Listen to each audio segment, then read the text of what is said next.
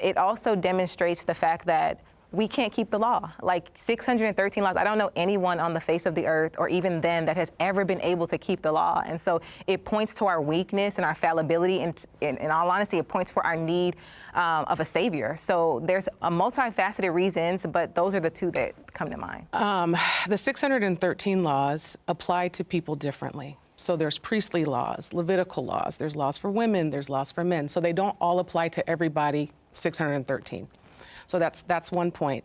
The other point is that God himself says, this Torah that I'm giving you is not too hard for you.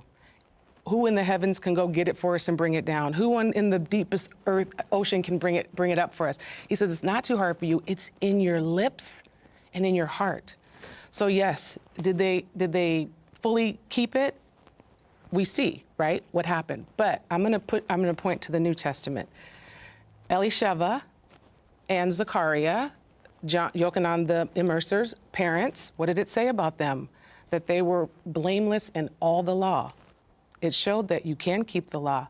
That means they were not transgressors. They were perfect according to the law. So it is possible. But from a Jewish perspective and a Gentile perspective, Gentiles were never commanded to keep the 613 laws. So I can understand where you would believe that. Do you have kids?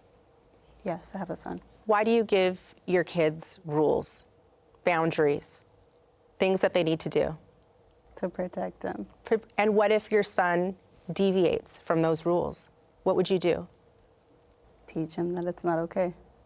And would you ever turn your back on him? No. So if he went against you and he did everything that he is not supposed to do, is there anything that he could do that would stop you from loving him or distance you from him? Distance me from him?